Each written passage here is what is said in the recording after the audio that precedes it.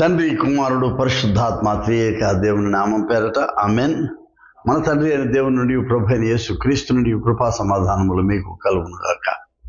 ప్రియ విశ్వాసులారా, ఈ దినము యేసు వారి యొక్క బాప్తిస్మము గురించినటువంటి సందేశాన్ని మన మధ్యకు తీసుకురావాలని మేము కోరుతున్నాం.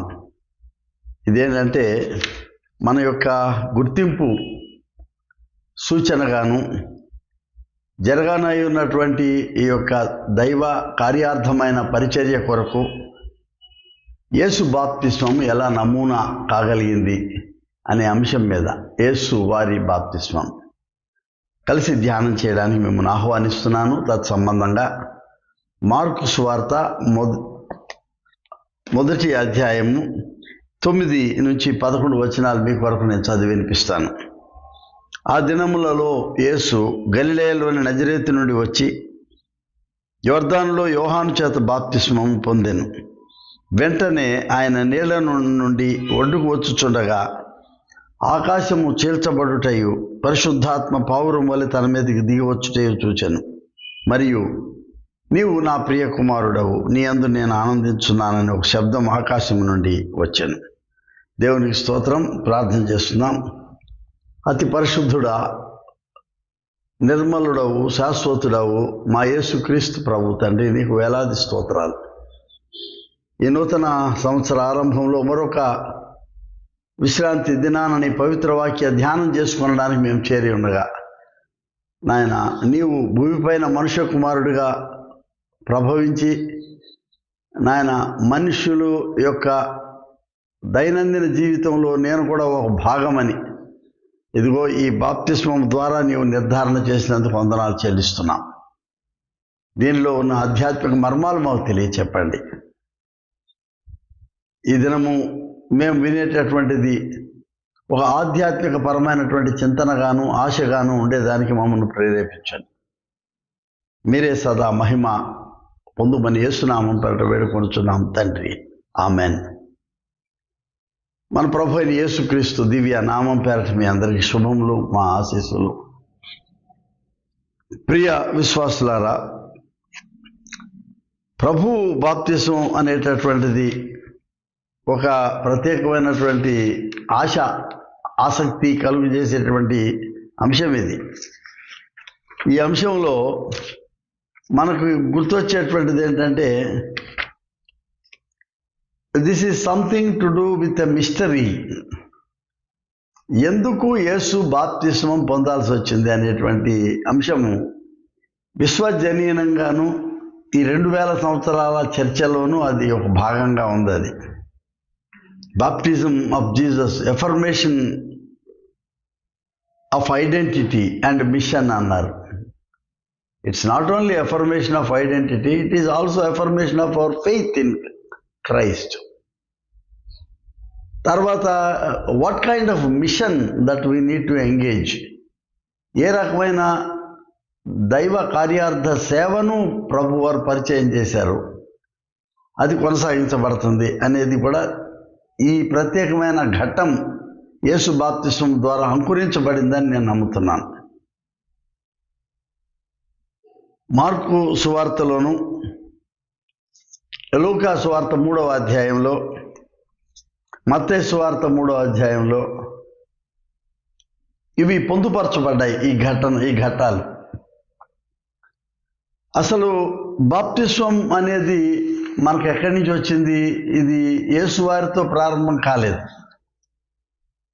బాప్టిజం అనేది నా ఉద్దేశంలో బాప్తిజం ఇచ్చే యోహాను నుంచి కూడా ప్రారంభం అవ్వలేదు. ఇది తనాక్ అనబడే ఈ పాత నిబంధన గ్రంథంలో మనకు అది ముందే చెప్పబడింది. మనకు లేవియ కాండం నుంచి చూస్తే నీరు పాపము కడిగేదానికి గుర్తుగా ఉండటం, ఈ అహరోను వంశీయులు లేక కుమారులు ఈ నీటిలో తమను తాము శుద్ధీకరించుకొని, అంటే నేను వెనక్కి వెళ్ళడం లేదు, ఎందుకంటే that should not distract our thoughts అనే దృష్టిలో వాళ్ళు దేవుని మందసం చుట్టూ చేసేటువంటి పని కొరకు తమను తాము శుద్ధీకరించుకోవటం అనేది ఒక ప్రత్యేకమైన వర్గం చేసే పని అది, ఈ సెరిమనీ అనేది, తమను తాము శుద్ధీకరించుకునేది. ఈ బలి అర్పించేదానికి దేవుని దగ్గరకు వచ్చేవాళ్ళు కూడా ఈ శుద్ధీకరణలో భాగంగా ఉన్నారనేది కూడా మనం చూస్తున్నాము. తర్వాత ఈ ఇంటర్ టెస్టిమెంటల్ పీరియడ్ అందాం, 400 సంవత్సరాలు ప్రవచనం ఆగిపోయిన కాలంలో ఒక new religious kind of tradition has crept in to the time. అది ఎలా వచ్చింది అని అనుకుంటే, ప్రజలు దేవుని మర్చిపోవటం, ప్రజలు దేవునికి దూరంగా ఉండటం, దేవాలయం లేకపోవటం వాళ్ళకు అందుబాటులో, ఈ చెరల్లోనికి తీసుకొని పోబడటం, ఇవన్నీ జరిగినప్పుడు ఓ ప్రత్యేకమైనటువంటి తెగ బయటకు వచ్చారు. వాళ్ళని ఏమన్నారంటే ఎస్సీనులు అన్నారు, ఎస్సీన్స్. వాళ్ళు ఏం చేశారంటే తమను తాము నిరంతరం శుద్ధీకరణ చేసుకుంటూ ప్రారంభించారు. ఒక రకంగా చెప్పాలంటే కుండ పెట్టుకొని చిన్న చిల్లు పెట్టి దానికి చుక్క చుక్క చుక్క పడుతుంటే వాళ్ళు దేవర్ అండర్ కాన్స్టాంట్ క్లెన్జింగ్ అనేది ఒక ఆసక్తికరమైనటువంటి విషయం. యూద మతంలోనే ఒక ప్రత్యేకమైనటువంటి విభాగం ఇది. అందరూ దీనిలోకి రాలేదు. కొంతమంది ఈ రబ్బూని ట్రైనింగ్ కొరకు వెళ్ళిన వాళ్ళు బహుశా వాళ్ళు ఈ ఎస్సీల దగ్గర ఉండి, అంటే ఈ ఎర్ర సముద్రము ఒడ్డున వాళ్ళు చేసినటువంటి కార్యకలాపాలు ఇది ఒక ఆధ్యాత్మికమైనటువంటి తర్బీదు కింద ఓ భాగమైంది. ఇలాంటి పరిస్థితుల్లో నేను అనుకుంటున్నాను యోహాను కూడా అటువంటి తర్బీదులోనికే వెళ్ళాడు. యోహాను చేసినటువంటి తర్బీదులో తాను కూడా ఈ ప్రక్షాళన అనేటువంటి విభాగాన్ని తను ఎంచుకున్నాడు. తత్సంబంధంగా ఆయన యోర్దాను నది దగ్గరికి వచ్చి ఆయన ఈ అంశాన్ని పైకెత్తి యెషయా గ్రంథంలో ఉన్నటువంటి ప్రవచనాలను ఆయన ముందుకు తీసుకొని వచ్చి పాపక్షమాపణ నిమిత్తము ఒకటి, మారు మనసు నిమిత్తము బాప్తిసం పొందాలనేటువంటి ఒక పిలుపునిచ్చాడు. మార్కు సువార్త చూస్తారు. ప్రభువు మార్గము సరళము చేయుడి, ఆయన త్రోవలు సరళము చేయడని అరణ్యములో కేకవేయని ఒక శబ్దం, అది ఆ శబ్దమే బాప్తిసం ఇచ్చే యోహాను అనేది ఒక ప్రవచనం నెరవేరింది అన్నట్లుగా చెప్పబడుతుంది మార్కు సువార్త ప్రారంభంలో. మార్కు సువార్తలో యేసువారి చేత చేయబడినటువంటి మొట్టమొదటి act of God, act of divinity, దైవపరమైన ప్రక్రియ ఈ బాప్తిసమే. అందుకే 9వ వచనం వచ్చేటప్పటికి అప్పటికే యోహాను బాప్తిసం ఇచ్చే యోహాను రాబోయేటువంటి మెస్సియా గురించిన ఒక సూచన ఇస్తూ ఉన్నాడు. ఏంటి? నేను మీకు నీళ్ళలో బాప్తిసం ఇచ్చాను, కానీ ఆయన పరిశుద్ధాత్మలో మీకు ఎవరు ఆయన అనేది ప్రజలకు తెలియదు. ఇంకా అప్పటికి యేసువారి తెర మీదకి రాలేదు. కానీ రాబోయేటువంటి ఒక అభిషిక్తుడు, దేవుని చేత పంపబడినవాడు, ది అనాయింటెడ్ వన్, ఒక పర్టిక్యులర్ ప్రక్రియ కొరకు ఆయన వచ్చేదానికి ఉన్నాడు. ఆయన వచ్చేటప్పటికి నేను పక్క తప్పుకుంటాను, ఎందుకంటే నేను నీళ్ళలో మాత్రమే మీకు ఈ బాప్తిసం ఇస్తున్నాను, ఆయన పరిశుద్ధాత్మలో మీకు బాప్తిసం ఇస్తున్నాడు అని చెప్తూ, నేను వంగి ఆయన చెప్పుల వారును విప్పుటకు పాత్రుడను కాను అన్నాడు. ఆయన ది అట్మోస్ట్ హ్యూమిలిటీ రాబోయే మెస్సియాకి చూపించుకుంటున్నాడు. గమనించండి, ఇంకా యేసు పిక్చర్లోకి రాలేదు. నేను వంగి ఆయన చెప్పుల వారును విప్పుటకు పాత్రుడను కాను అని చెప్తూ, నేను మాత్రం నీళ్ళలోనే మీకు బాప్తిసం ఇస్తున్నాను అంటున్నాడు. అది 9వ వచనం వచ్చేటప్పటికి ఒక స్టార్ట్లింగ్, ఒక ఎక్స్ట్రాడినరీ ఈవెంట్ జరుగుతుంది. ఏంటంటే ఆ యొక్క రక్షణ రంగంలోనికి యేసువారి ప్రవేశం ప్రారంభం. ఇక్కడ ఆయన గలిలయ నుండి, నజరేతు నుండి వచ్చి యోర్దానులో ఒక చిన్న సింపుల్ సెంటెన్స్ ఉంది, ఆయన యోర్దానులో యోహాను చేత బాప్తిసం పొందాను. That is our crux. ఇవాళ మన యొక్క ప్రసంగ సారాంశం అది. దేని కొరకు యేసు ఈ బాప్తిసం పొందాలండి అని చాలామంది తొంటరిగా అడిగేవాళ్ళు ఉన్నారు, సీరియస్గా అడిగేవాళ్ళు ఉన్నారు. బాప్తిజం అనేది దేనికి? మారు మనసు కొరకు, తర్వాత పాప పశ్చాత్తాపం కొరకు అని రాయబడింది కదా. Call for baptism. మనం ఈ నేపథ్యాన్ని జాగ్రత్తగా గమనించాలి. ఏంటంటే ఈ నేపథ్యం ఎటువంటిదంటే, వాళ్ళున్న చెర కాలంలో ఇక్కడ కొద్దిమందే ఇశ్రాయేలీయులు మిగిలి ఉన్నారు ఈ భూమి మీద. మిగతా వాళ్ళు ఏమయ్యారంటే బబులోను చెరకు కొనిపోబడ్డారు. కొంతమంది డయాస్పోరా ఎక్కడెక్కడికో వాళ్ళు చెదిరిపోయి ఉన్నారు. ఇక్కడ మిగిలినటువంటి వాళ్ళు రెమినెంట్ కమ్యూనిటీ వాళ్ళు మాత్రమే ఈ మతపరమైనటువంటి ఈ చర్యలలో వాళ్ళు పాల్గొంటున్నారు, లేక ఈ సెరమనీస్లో పాల్గొంటున్నారు. వీళ్ళందరూ ఏం ఎదురు చూస్తున్నారంటే, ఎంతకాలం మనం ఈ చెరలో ఉంటాం? We want a Messiah to come. దేవుడు పంపగా వచ్చేటువంటి ఆయన ఎవరు? ఇప్పుడు యెషయా ప్రవచిస్తున్నాడు, ఆయన వస్తాడు, ఆయన కొరకు మార్గం సిద్ధపరచండి, మార్గం సరళం చేయండి అని. ఎవరు వచ్చేది? ఎవరు? Who is that someone to come? Messiah. ఈ మెస్సయా అనే ఆయన అభిషిక్తుడు, దేవుని చేత పంపబడినవాడు, ఇశ్రాయేలీయుల యొక్క రక్షణ ప్రక్రియ కొరకు ఏర్పాటు చేయబడినవాడు. ఆయన రావాలి. ఎందుకంటే ఆయన వస్తే మా రాజ్యాన్ని తిరిగి మరలా మాకు పునరుద్ఘాటన చేస్తాడు. ఆయన వస్తే మా దేవాలయము పునర్నిర్మాణం జరుగుతుంది. ఆయన వస్తే మా దేవాలయంలో క్రమమైన ఆరాధన పద్ధతులు జరుగుతాయి. ఆయన రావాలి. ఆయన మా అందరికీ రక్షగా ఆయన నిలబడాలి. అంటే ఒక సూపర్ మ్యాన్, ఒక్క మనిషే, సైన్యం కాదు. ఆయన వస్తే ఇదంతా జరుగుతుందని ఎదురు చూస్తున్న ఆయన పేరు మెస్సియా. వాళ్ళకి సా ఉండదు, షా ఉంటుంది, మెస్సియా. ఆయన రాకడ గురించినటువంటి యోహాను బాప్తిసం ఇస్తూ ఆయన చెప్తున్నాడు, అదిగో దేవుని గొర్రె పిల్ల, అంటే ఎవరో వస్తున్నాడేమో అనుకుంటున్నారు వాళ్ళు ఎదురు చూస్తున్నటువంటి మెస్సయ్యగా. ఇది ఇలా ఉండగా ఈ హెరోద్ అనేటటువంటి అతను తనను తాను ఒక ఈ హెరోయిక్ ఈ కాంటెక్స్ట్లోకి ఆయన చిత్రీకరించుకుంటున్నాడు. ఆయన ఈ హెరోద్ అనేవాడు ఏమంటే ఒక క్రూయల్ కింగ్, నేనే మెస్సియా, మీకు వచ్చే మెస్సియా అని అన్నట్టుగా చెప్పుకోవడానికి ప్రయత్నం చేశాడు. కానీ ప్రజలు ఇష్టపడాలి ఆయన. ఎందుకంటే ఆయన గుణశీలాలు అంత ఉత్తమమైనవి కావు, ఆయన గుణగణాలు ఉత్తమమైనవి కావు. ఆయన ఈ మానవ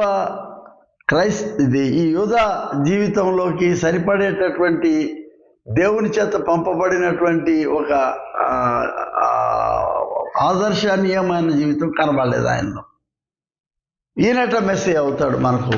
ఒక దుష్టుడు, ఒక మన యొక్క దేవాలయాలని పాడు చేసేవాడు. ఈయన మెస్సీయా కాదు. ఇంకా ఎవరో వస్తారని ఎదురు చూస్తున్నప్పుడు ఈ ఘట్టం జరుగుతూ ఉంది.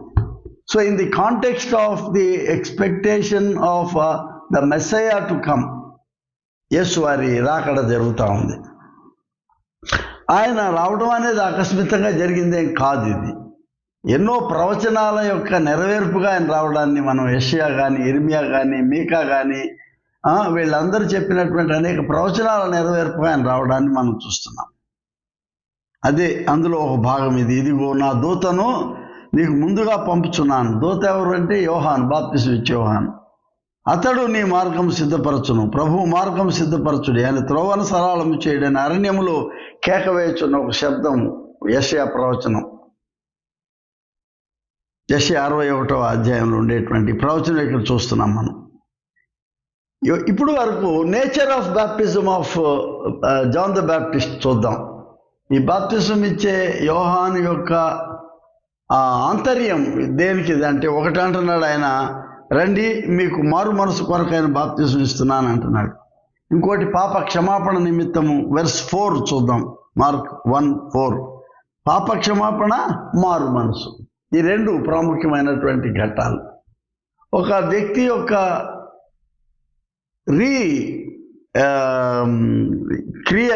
రీఓరియంటేషన్ ఎలా జరుగుతుందంటే, నా లోపల ఉన్నటువంటి నా మనసు ముందు మారాలి, పాపాలు క్షమించబడాలి. అంటే ఈ ఒక్కసారికైనా ఈ నీళ్ళలో బాప్తిసం పొందేదానికైనా, లేకపోతే దానికి పర్మనెంట్ ఎఫెక్ట్ అంటే శాశ్వత ప్రభావము, ఇంకా మరి ఎన్నడూ పాపం చేయకుండా ఉండేదానికి ఇది ఉపయోగపడుతుందా అనేది గమనించాలి. ఇది అయిపోతే మరొక సువార్తలో ఏముంటుందంటే లూకా సువార్త 3వ అధ్యాయం తీసుకుందాం మనం. ఇదే ఘట్టం లూకా సువార్త 3వ అధ్యాయంలో నేను ఇందాక చెప్పినట్లు తనను తాను మెస్సియాగా ప్రకటించుకోవాలని చేసే ప్రయత్నాలలో ఈ హేరోదు చతుర్థాధిపతి అని ఒకడు ఉన్నాడని చెప్పాను మనం. అతను చాలా ప్రయత్నం చేశాడు. అదే సందర్భంలో మరలా ఈ ప్రవచనాన్ని చూస్తున్నాం మనం. ఈ ప్రవచనంలో ప్రభువారు ఆయన రాకడ జరిగే ముందు యోహాను కొన్ని విషయాలు చెప్తున్నాడు. ఏం చెప్తున్నాడు? మారు మనసుకు తగిన ఫలములు ఫలించుడి. అబ్రహాము మాకు తండ్రి అని మీరు అనుకుని మొదలు పెట్టుకోనవద్దు. ఎందుకంటే కేవలం మీరు అబ్రహాం సంతానమైనంత మాత్రాన మీకు ఈ రక్షణ సంప్రాప్తించదు. కాబట్టి ఇక్కడ చేయాల్సింది ఇప్పుడే గొడ్డలి చెట్టు వేరున ఉంచబడి ఉన్నది కనుక మంచి ఫలములు ఫలించని ప్రతి చెట్టు నరకబడి అగ్నిలో there is a kind of curse కాదు కానీ భయం పెట్టేటువంటిది ఒకటి ఉంది. ఏంటంటే గొడ్డలి చెట్టు వేరున పెట్టింది కాబట్టి రమ్మని భయోత్పాతము వచ్చి బాప్తిసం పొందండి.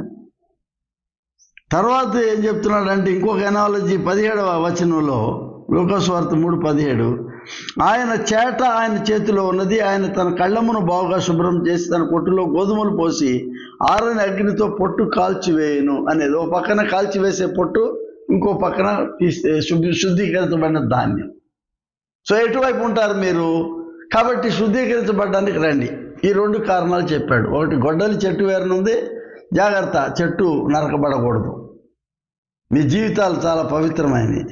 ఇక్కడేం జరుగుతుందంటే పొట్టుగా వెళ్ళిపోతారా మీరు, లేకపోతే శుద్ధీకరించబడిన ధాన్యంగా వస్తారా మీరు అనేది. 2 థ్రెట్స్ కాదు కానీ వార్నింగ్స్. ఇవి ఒక రకమైనటువంటి మన హెచ్చరికలుగా మనకు కనబడినాయి. ఇది లూకా సువార్తలో చూస్తాం మనం.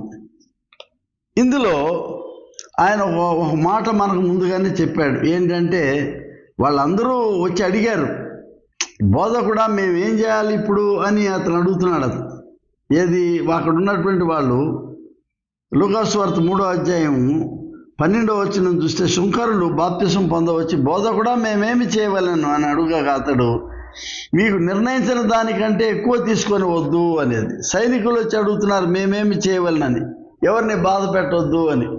So all categories of the society are turned towards baptism. నిజానికి దేవాలయంకి వెళ్ళాలి మీరు బలులు అర్పించేదానికి, పాప ప్రక్షాళన కొరకు. ఇక్కడేం జరుగుతుందంటే దేవాలయాన్ని డైవర్ట్ చేయడానికి రాలేదు ఈయన ఇక్కడికి.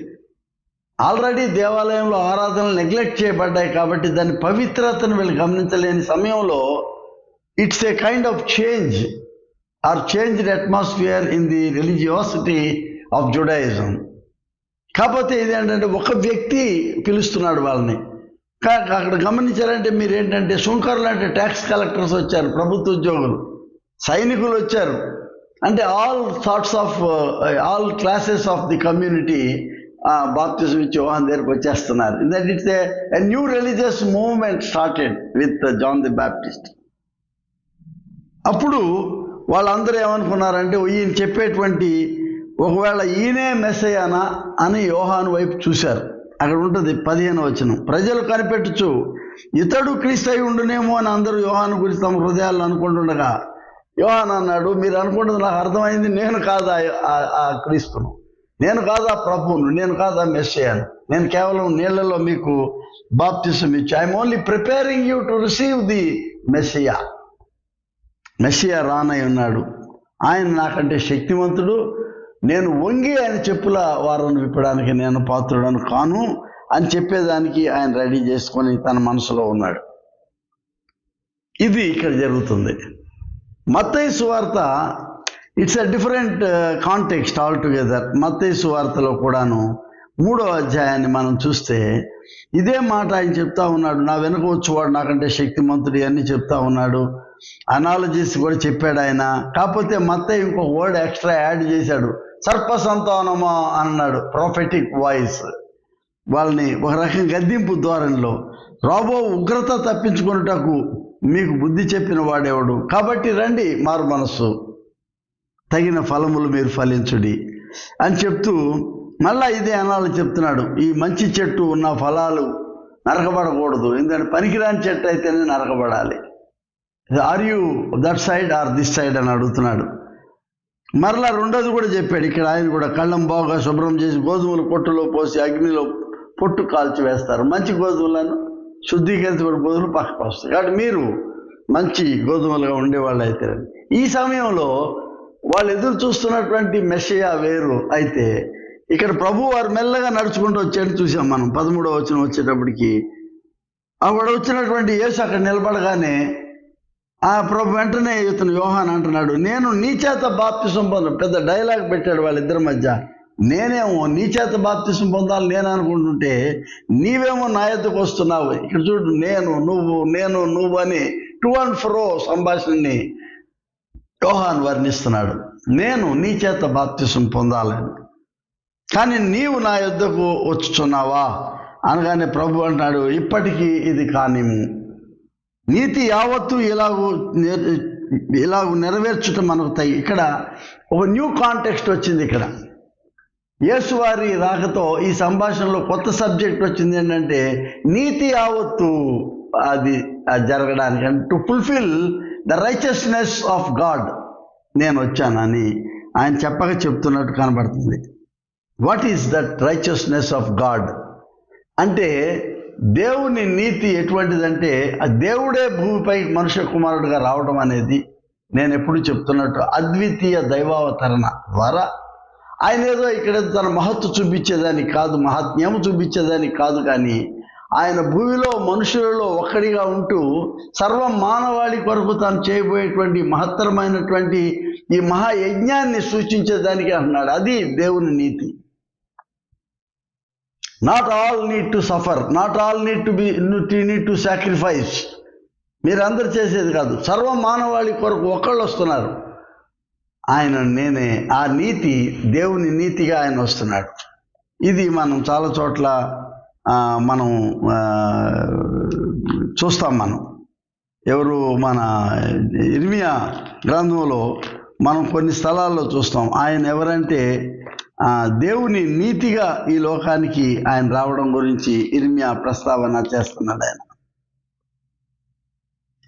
ఆయన దేవుని నీతిగా యేసువారు వచ్చినప్పుడు నీతి చిగురు పుట్టిస్తున్నాను అంటున్నాడు ఆయన. ఆ నీతి చిగురు అనే ప్రొఫెసీ ఇక్కడ నెరవేరుతా ఉంది. ఇక్కడ దేవుని నీతి ఇలాగ జరిగేదానికి నేను వచ్చానని చెప్తున్నాడు. లిటిల్ మిస్టీరియస్ డైలాగ్, కానీ బాప్తిసం ఇచ్చే యోహానుకి ఇది అర్థమైందని నేను అనుకుంటున్నాను. ఆయన తన యొక్క ఈ సంభాషణ ద్వారా ఆయనకి బాప్తిసం ఇవ్వడానికి సిద్ధపడ్డాడు. అక్కడ మనకి కొన్ని ప్రశ్నలు వస్తాయి. మనకి ఏంటి, ఎందుకు యేసు ఈ బాప్తిసం పొందాడు అనే దానికి నేను ఇందాక చెప్పినట్లు నెంబర్ 1, మెస్సియా వాజ్ ఎక్స్పెక్టెడ్. ఎదురు చూసే మెస్సియా హేరోదు కాదు అని తేలిపోయింది. ఎదురు చూసే మెస్సియా బాప్తిసం ఇచ్చే యోహాను కాదని తేలిపోయింది. ఎదురు చూసే మెస్సియా ఆయన కొగ్బా అనేటటువంటి ఒక మక్కబీయుడు లిటిల్ సీన్ ఆఫ్ హీరోయిజం చూపించి యెరూషలేంలో మాత్రమే చిన్న స్వతంత్ర ప్రతిపత్తిని డిక్లేర్ చేసుకున్నాడు కొద్ది కాలం. అతను కాదని తేల్చేశారు. మరి ఎవరయ్యా ఈయనంటే రాజకీయ సామాజిక పెనుమార్పు కొరకు ఒక ఆయన రావాలి ఇక్కడికి. ఒకటి political freedom of Israelites, 2 religious cleansing of the temple, 3వది యూదుల యొక్క జీవిత పునర్నిర్మాణాన్ని జరిగేదానికి మెస్సియా కావాలి. దీనికి బయటికి పోయి అక్కడ టెంపుల్లో సాక్రిఫైజెస్ కాదు. ఇక్కడ బాప్తిసం యోహాన్ దగ్గరికి వచ్చి మారు మనసు కొరకైన బాప్తిసమే. కానీ యేసువారి రాకడలో మూడవ ఇంపార్టెంట్ థింగ్ ఏంటంటే సర్వ మానవాళి కొరకు ఒక వ్యక్తి వస్తూ ఉన్నాడు. ఆయన్ని సూచిస్తున్నాడు బాప్తిసం ఇచ్చేవాడు. ఇదిగో దేవుని గొర్రె పిల్ల, అగ్నేస్ డై అన్నారు దీన్ని. డై అంటే దేవుని, అగ్నేస్ గొర్రెపిల్ల, దేవుని గొర్రెపిల్ల. ఇదిగో దేనికి సూచన అంటే ఈయన సర్వమానవాళి కొరకు ఈయన బలి అర్పించబడాలనేటటువంటిది. ఫుల్ఫిల్మెంట్ ఆఫ్ యెషయా 61లో ఇది ఆల్రెడీ చెప్పబడినటువంటి ప్రవచనమే. బాప్తిసం ఇచ్చేటువంటి యోహాన్ దాన్ని పైకి తీసుకొని వస్తున్నాడు. ఆయన ఏం చెప్తున్నాడంటే, వచ్చి ఆయన ప్రభు ఆత్మ నా మీద ఉన్నది, దీనులకు సువర్తమానం ప్రకటించుటకు యెహోవా నన్ను అభిషేకించెను, నలిగిన హృదయం గల వారిని దృఢపరచుట, చెరలో ఉన్న వారికి విడుదల, బంధింపబడి వారిని విముక్తి ప్రకటించుట, యెహోవా హితవత్సరం మన దేవుని ప్రతిదండన దినముగా ప్రకటించుట.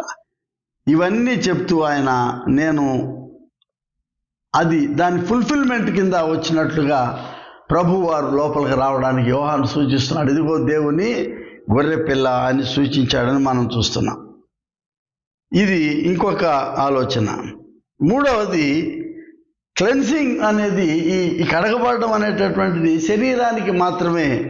ఇది కడగబడడానికి ఇది సూచనగా మనం అనుకుంటున్నాం. మనం ఈ బాప్తిసం అనేటటువంటిది కేవలము ఈ కడుగబడేటటువంటి శరీరమే అయితే, మరి మన మనసుల యొక్క బాప్తిస్వాన్ని ఎవరు చేయగలరు అనేది ఇది కూడా చాలా ప్రాముఖ్యమైనటువంటి సమాచారమే.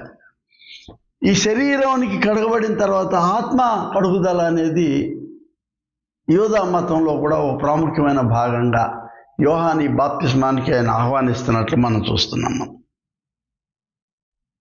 Blood of Jesus that cleanses us. శిలువ మీద చిందించబడిన ఆయన రక్తం మాత్రమే ప్రతి పాపమును కడిగివేయనని పౌలు తర్వాత చెప్తున్నాడు మనకు.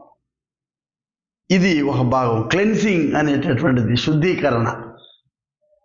తర్వాత భాగంలో మనం చూస్తున్నది ఏంటంటే, 4వ ఇంటర్ప్రిటేషన్, బాప్తిజం ఎందుకు వచ్చాడంటే టు ఐడెంటిఫై హిమ్సెల్ఫ్, అంటే to be one with the humanity, మానవాళితో తాను కూడా ఏకీభవించడానికి.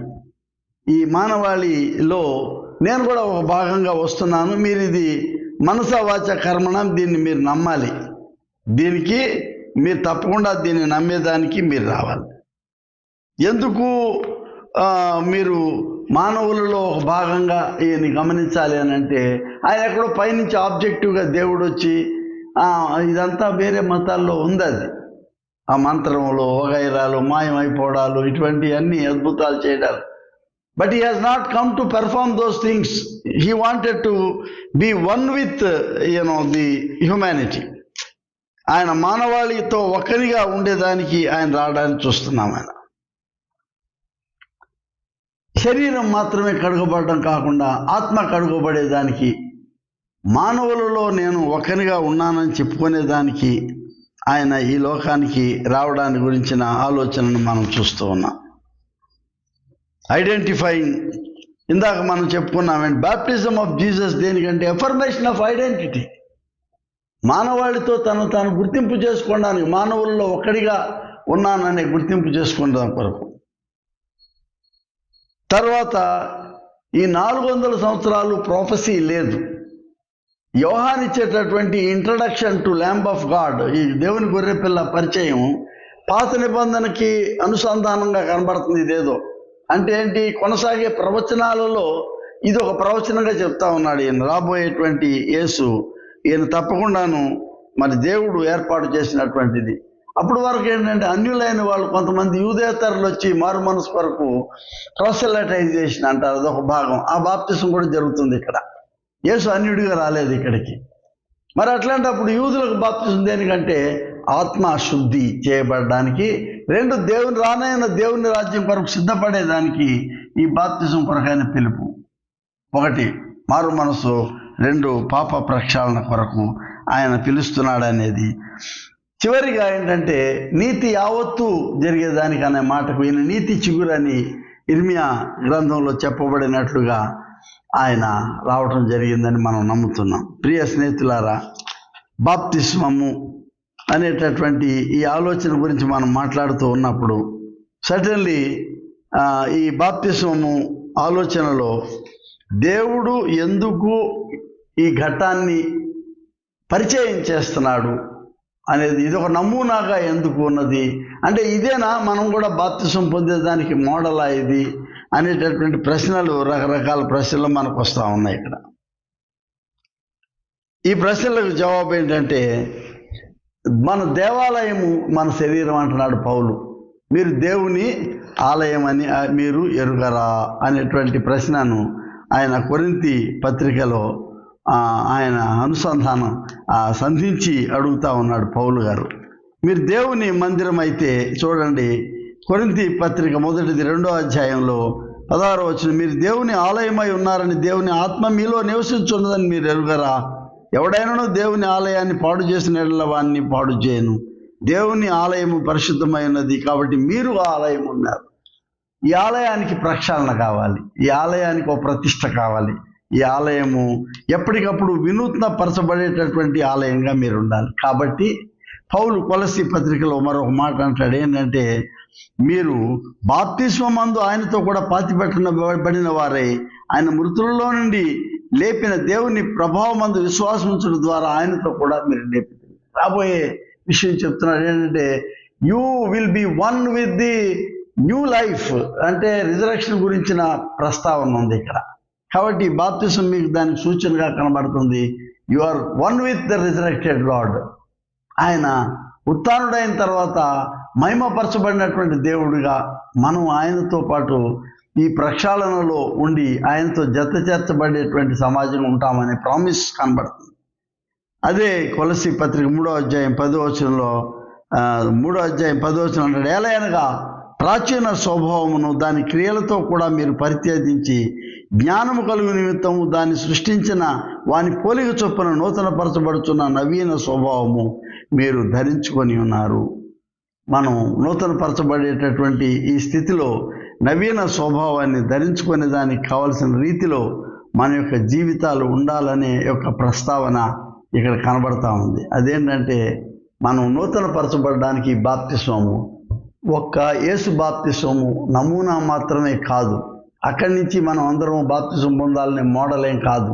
ఇది యేసు కంటే ముందు నుంచే జరుగుతున్నటువంటిది. కానీ ఇందులో ఆంతర్యం ఏంటంటే మనతో ఉండడానికి దిగివచ్చినటువంటి ఈ యొక్క యేసు వారి యొక్క నమూనా ఒక మోడల్గా మనకు పనికొస్తుంది. దేనికంటే ఇది కేవలము శరీర ప్రక్షాళన మాత్రమే కాకుండా, యోహాన్ చెప్పింది మారు మనసు అనేటువంటి పాపక్షమాపణ అనేది ఒక భాగం అయితే, యేసువారి బాప్తిస్మంలో మనము యేసు రక్తంలో కడుగబడుతున్నాం అనేటటువంటి కొత్త ఆలోచన. ఇదిగో దేవుని గొర్రెపిల్ల.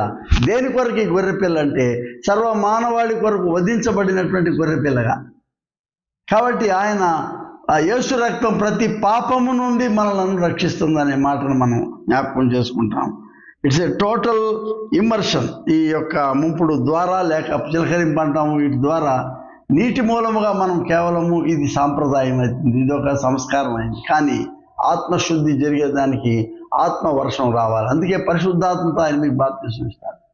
దీనికంటే ఉన్నతమైనది ఏంటంటే యేసు రక్తంలో కడుగబడుట అనేటటువంటి గొప్ప ఆలోచనను ఈ 2000 సంవత్సరాలు క్రైస్తవ సంఘం దీనిని అవలంబించింది. కార్పస్ క్రిస్టి అన్నారు. అంటే యేసు దేహముతో మనల్ని మనం ఐడెంటిఫై చేసుకొని ఆయనతో పాటు ఒకటిగా ఐక్యపరచబడడానికి ఈ బాప్తిస్మము ఒక ప్రాముఖ్యమైనటువంటి ఆరంభ సంస్కారం లాగా కనబడుతుంది. అందుకనే ఇది సాక్రమెంట్ అయింది, ఇది ఒక సంస్కారం అయింది. యేసు వారి యొక్క మోడల్ని మనం అనుకరిస్తున్నాం కాబట్టి ఇది ఒక సంస్కారం అయింది. ఆయన రక్తంలో కడుగుబడుతున్నాం కాబట్టి నీ చేత్తో నువ్వేం చేయడంలా, ఆయన రక్తంలో, ఆయన చిందించిన రక్తంలో మనం కడుగుబడేటువంటి ఈ బాప్తిస్మము. Now it is no more water, but it is the cleansing of the spirit and the blood of our Lord Jesus Christ. ఈ రెండు ప్రాముఖ్యమైనటువంటి ఘట్టాలను మనం మనసులో ఉంచుకొని, ఎందుకు యేసు ఈ బాప్తిస్మం పొందాడు అని, మనలో ఒక్కనిగా ఉండేటి వరకు పాపము తప్ప అన్ని విషయములలో మన వలె చేయబడినందుకు అనేదండి. To identify our. చివరి భాగం ఏంటంటే the mission to affirm ourselves. ఆయన యొక్క బాప్తిస్మముతో మనం ఎఫర్మేషన్ అవటమే కాకుండా మనకు అందించబడినటువంటి ఒక మిషన్ ఏంటంటే దేవుని రాజ్య సువార్త ప్రకటిస్తున్నాడు. ప్రభువు వారు వచ్చి ఏం చెప్తున్నాడు? ఆయన మార్కు సువార్త 1వ అధ్యాయము 16వ వచనంలో ఏమున్నదంటే దేవుని రాజ్యం గురించినటువంటి సువార్త ప్రకటించడానికి ప్రభువు వారి రాకడ గురించి ఆయన సత్య సువార్త ప్రారంభమైంది. చూడండి, ఆయన కాలము సంపూర్ణమై ఉన్నది, దేవుని రాజ్యము సమీపించి ఉన్నది, మారు మనసు పొంది సువార్త నమ్ముడు అని చెప్పుచు దేవుని సువార్త ప్రకటించు. ఇక్కడ విశేషం ఏంటంటే యేసు వారు రండి బాప్తిస్మం ఇస్తాననలేదు. ఇక్కడ యోహాను ఇస్తున్నాడు మారు మనసు కొరకు అని బాప్తిస్మం. యేసు వారి లైన్లో నుంచోడు మారు మనసు కొరకు కాదని తేలిపోయింది. ఏంటంటే ఇప్పటికి ఇది కాలం నీతి యావత్తు జరగాలి. Because I came here as the righteousness of God. ఇది ఫుల్ఫిల్ అవ్వాలి. ఇక్కడ నేను నీతి చిగురిని, అంతవరకే అది. To identify himself with humanity, మానవాళ్ళలో తాను కూడా ఒకడని. కానీ ఆయన ఏం చెప్తున్నా అంటే ఇక్కడ దేవుని రాజ్యము సమీపించి ఉన్నది. ఈయన is preparing humanity for the coming of the Kingdom. కాబట్టి ఈ బాప్తిస్మం ద్వారా మరొక దృక్పథం ఏంటంటే ప్రక్షాళన ఒక పక్కన కనబడుతుంటే మరో ప్రక్కన దేవుని రాజ్యం కొరకైనా సిద్ధపాటు. మారు మనసు పాప క్షమాపణ ఒక ప్రక్కన కనబడితే దేవుని రాజ్యమును మనం ఎదురాడి దేవుని రాజ్యంలో భాగం అవడం కొరకు, అది అందిపుచ్చుకోవడం కొరకు, దేవుని రాజ్య వారసులుగా ఉండేదాని కొరకు యేసు మధ్యవర్తిగా ఇక్కడ నిలబడినట్లు కనబడతాను. దీని అంతటికి అగ్నేస్ డై అంటే దేవుని గొర్రెపిల్ల. దీని అంతటికి ఏంటంటే he stands between the junction. ఇది ఒక కూడలి. ఇది మానవ చరిత్ర, ఇది దేవుని చరిత్ర మధ్యలో నిలవబడి ఆయన ఒక వినూత్నమైనటువంటి ఒక మోక్షంలాగా, అంటే దేవుని యొక్క రాజ్యాన్ని ఆయన సూచిస్తూ ఉన్నాడు. ఈయన ఏం చెప్తున్నాడు యోహాను, అదిగో దేవుని గొర్రె పిల్ల అంటున్నాడు. ప్రభు ఏం చూపిస్తున్నాడు, ఇది దేవుని రాజ్యం అని చూపిస్తున్నాడు. So they are two perspectives. వాటి మధ్యన దేవుని గొర్రె పిల్ల, దేవుని రాజ్యం మధ్య నిలబడి ఈ దేవుని గొర్రెపిల్ల ద్వారానే తప్ప మరి దేవుని రాజ్యంలో ప్రవేశించేటువంటి ఆ విధానం మనకు లేదంటున్నాడు. విధిగా ఈ దేవుని గొర్రెపిల్ల రక్తంలో మనం అందరం కడుగుబడాలనేటువంటి సూచన ఇవాళ యేసు బాప్తిస్మంలో మనకు కనబడతా ఉంది. ప్రియ స్నేహితులారా, ఎందుకు యేసు బాప్తిస్మం పొందాడు? ఆయన పాపం చేశాడనా, ఆయన మారు మనసు పని ఉందని అడిగే ప్రశ్నలకు జవాబు ఏంటంటే this is but a mandatory act of God to be one with humanity. No more subjectivity, no more objectivity, but it is the subjectivity. ఇక నుంచి దూరం నుంచి కాకుండా దేవుడు దిగి వచ్చి మనుషుల మధ్య తాను స్థావరం ఏర్పాటు చేసుకొని మానవులలో ఒక్కడిగా ఉండేటువంటి recent week we have celebrated Christmas. అది ఎందుకు, క్రిస్మస్ ఎందుకు అవసరమా, పండుగలు యేసు చేసుకున్నాడా పుట్టినరోజు, సింప్లీ నాన్ సెన్స్ అని కనబడతా ఉంది. ఈ పిచ్చి ప్రశ్నలు కాదు. సువార్త ప్రకటించేటప్పుడు వీటి గురించి కాదు ఆలోచన చేయాల్సింది. యేసు పుట్టినప్పుడు ఆయన ఇచ్చినటువంటి వాగ్దానం ఏంటి, మనకి ఆయన జీవితం ఇచ్చినటువంటి పాఠం ఏంటని చెప్పాల్సింది వదిలి ఈ యేసు పుట్టిన డేట్ ఏంటి, ఆయన పుట్టినరోజు చేసుకున్నాడా, పౌలు పుట్టినరోజు చేసుకున్నాడా, ఇవి సెన్స్ లేనటువంటి ప్రశ్నలుగా నాకైతే తోస్తుంది. ఇక్కడ ఏంటి ప్రాముఖ్యం అంటే to enter in to the Kingdom of God, దేవుని రాజ్య ప్రవేశం కొరకు తానే వచ్చి ఇచ్చినటువంటి ఈ సూచన. రండి, ఆయన పరిశుద్ధాత్మతో బాప్తిస్మం ఇస్తున్నాడు. రాబోయే రోజులు ప్రియ స్నేహితులారా, ఈ మిషన్లో ఒకటి టు ప్రొక్లెయిమ్ ది గాస్పెల్, రెండోది to participate in the cleansing of the Holy Spirit. ఆత్మ శుద్ధీకరణతో మనం అందరం కూడా అందులో ఈ ఆత్మలో మనము శుద్ధీకరణ చేసుకోవాలి.